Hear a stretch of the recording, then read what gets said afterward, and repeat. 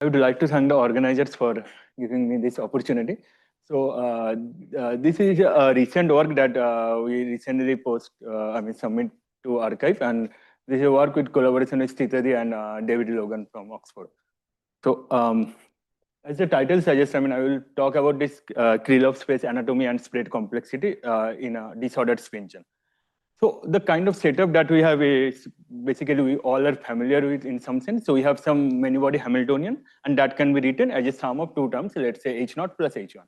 And we are interested in the dynamics of some initial state. So we initialize a state at t equal to 0, and that is an eigenstate of this part of the Hamiltonian, that is H0. And we asked this question that how complex the state becomes under time evolution when it is evolved by the full Hamiltonian H. So by complex, I mean, if you write down this time evolved state in some orthonormal basis, and if you take care about this kind of a cost function, what is the value of this cost function? But we do not want the definition of complexity to depend on some basis. So a broad question that people ask in this context is, what is the spatial basis that minimizes such kind of a cost function? It turns out that there is a basis which minimizes the earlier cost function, and that basis is basically known as the Krylov's basis, and it is generated by the Hamiltonian itself. So basically, we have the first basis vector as the initial state itself, and then you act the Hamiltonian recursively on the initial state, and then you generate all the basis states. So you have this first basis state psi naught. Then if you act the Hamiltonian, you will get something, and then basically you will Gram-Schmidt orthonormalize that state with respect to the initial state. And if you do it recursively, then you will have all these states.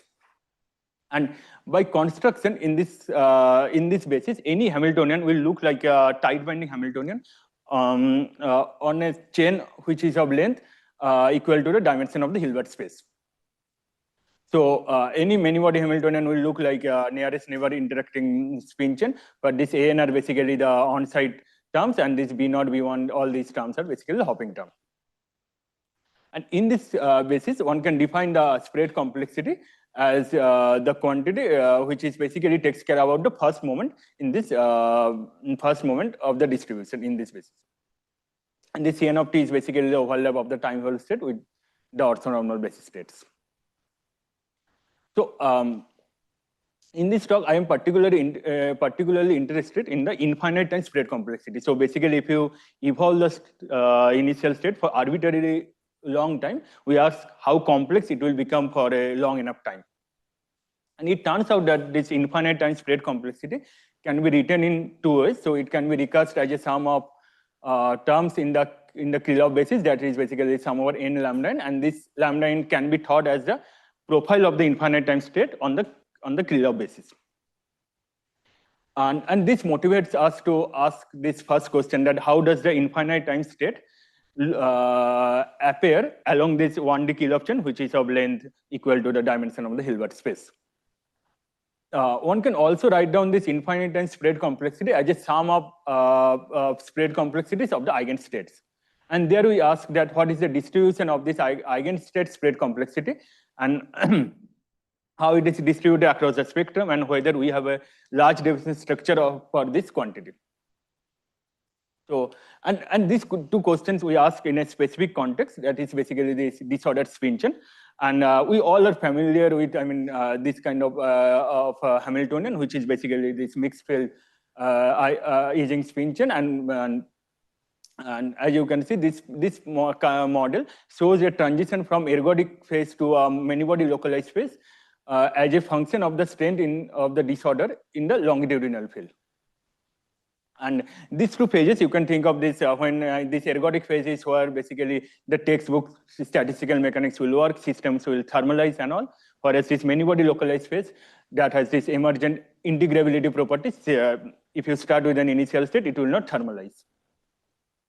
So as now you can see that, this question that how much an initial state will spread makes more sense in this context, because one of the phases is ergodic, where initial state will basically span the whole space, whereas in such many-body localized or some in non-ergodic phase, it will not span the whole space. So it makes more sense to ask this spread complexity kind of questions in this kind of H transitions.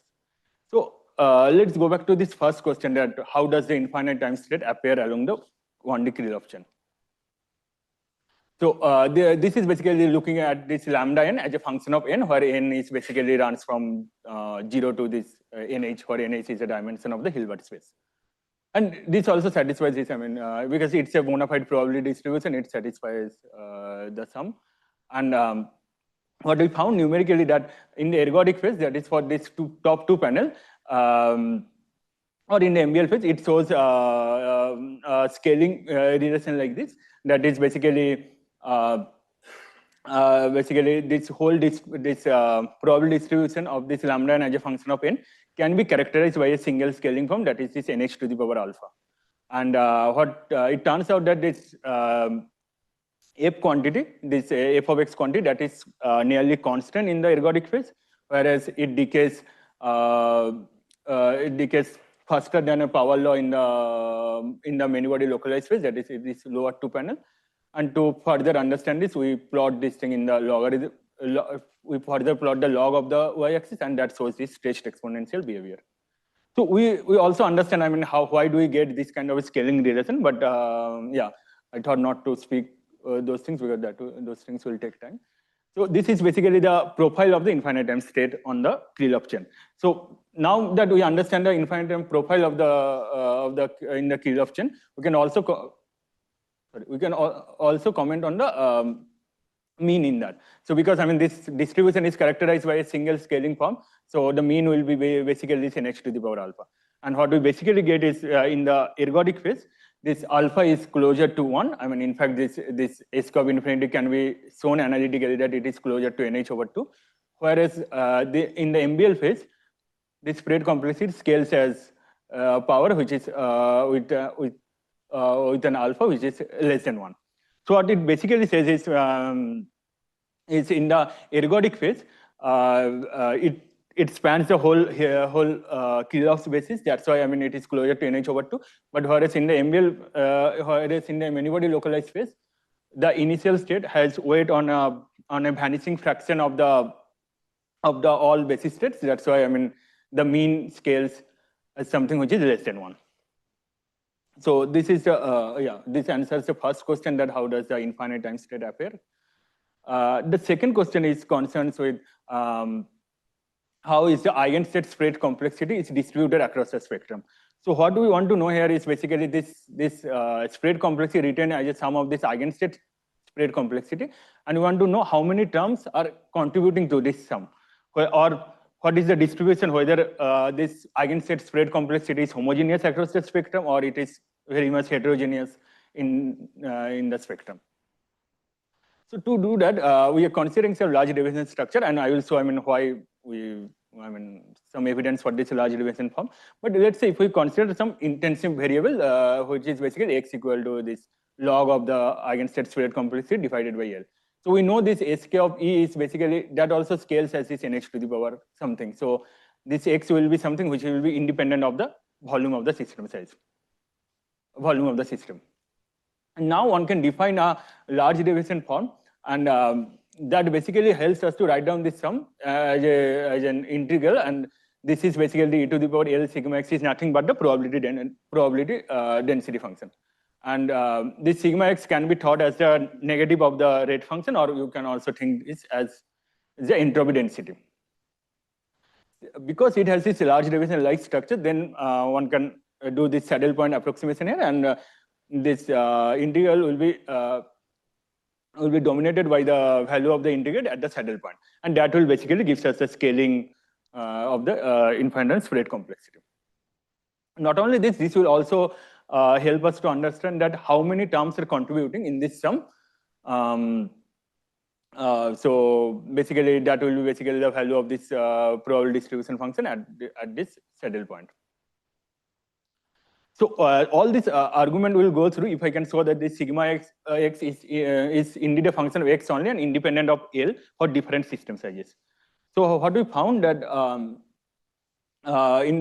be it in the ergodic phase or in the many body localized phase, this sigma x for different system size, they all collapse.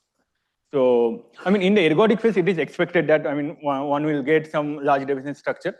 This is quite interesting that even in the many-body localized phase, which is not ergodic, I mean, which is an integrable phase, still we got some large deviation form. And so these top two plots are basically for the ergodic phase, whereas these bottom two are for the many-body localized phase. And as you can see, I mean, the main difference between this top two and bottom two is basically here you see a sharp follow-up at the right edge of the probability distribution, whereas here you see a tail-like structure. It's not that sharp. So one can numerically calculate the saddle point and comment on that how many terms are contributing to that sum. And so what we found that if you calculate all these things numerically, and finally you will get that the fraction of eigenstate which is contributing to this sum is order 1 in the ergodic phase. So that means that, I mean, that means that in the ergodic phase, the spread complexity is of the same order. Whereas in the MBL phase, it turns out that the fraction of eigenstates contributing to this sum is exponentially small. So what it suggests that in the spectrum, so there are certain eigenstates having large eigenstate spread complexity, and that is basically contributing to that earlier sum. So even though there, I mean, number of such terms are exponentially small, but each of those terms are quite large. That's why they are contributing to that sum, and basically they dominate in the distribution. They dominate in the sum. Yeah. So yeah. So I just would like to summarize what I have said. So this Krylov geometry gives us this natural platform to study dynamics of a quantum system, and one can, especially this spread complexity like object makes more sense in the context of this broken ergodicity. And what we found that in ergodic systems, they explore finite fraction of the Krylov-space, whereas many-body localized systems, they explore a vanishing fraction of the whole Krylov-space. And the spread complexity is dominated by rare eigenstates, and they finally dictate the scaling of the spread complexity. Thank you for your attention. Thank you, Vivek. Now, if you anyone have any questions, please.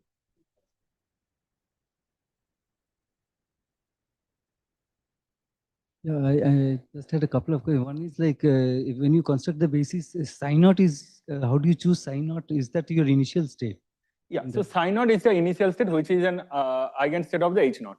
So basically, we considered the state which is as a middle of the spectrum of this H naught. In the example that you looked at, the disordered Ising chain, there what was H naught and H1? Oh, sorry. Like the many-body. Yeah, so we had this was the H naught for this was the H1. Okay, so you initially choose some eigenstate of H naught. Yeah, that is basically some basis state in the sigma jet. I mean some some spin configuration. Yeah. Some eigenstate of H naught. Yeah. Okay, and then how do you know that you are in the infinite time limit when you evolve this? Like you said, you construct lambda alpha in the infinite time. Yes. So what happens that, I mean, okay, I have not written h cup t as a function of t, but if you take the t goes to infinity limit and consider that the terms in the exponent, so in the exponential we get terms like e to the power I of, let's say, em minus en like term, or e alpha minus e beta, something like that. And those terms will dephase out, and only the diagonal part will contribute, and that the diagonal part gives this thing. So for some finite t, we will get some e and e prime, and those will be here, and this will be e and this will be e prime, and we will have a term which will be e to the power I of e minus e prime of t.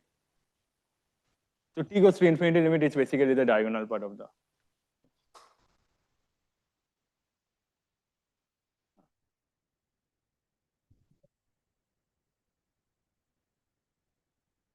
So I didn't get what you meant by complexity in your very first line. Yeah. So basically, what we want to mean is that suppose you have some time-eval state, and we ask that how many orthogonal directions do you need to write down that state. So in this kind of basis, so basically this Hamiltonian will generate more and more states. So if you time-eval this state, then it will have weight on different basis states of this. So that's what I mean by complexity here. I mean that how many orthogonal directions do you need to write down your initial time evolved state. But the time evolved state can itself be chosen as the one direction, right? Yes, but I mean, the time evolved state can be chosen in one direction, but you need to, but it still lives in this exponential large Hilbert space. So, Yeah. so we want to simplify that whether we can write down this time evolved state in some smaller subspace. You can think, yeah. And what is this mu n? So mu n you can think of, okay, so for the Krylov basis, this mu n is just n, but in some other basis, you can think of mu n is something which is basically ordered in a certain way. So, so all these basis states are ordered, and mu n depends on n, and it's some increasing function as a function of n. Okay. Is there no further questions? Thanks.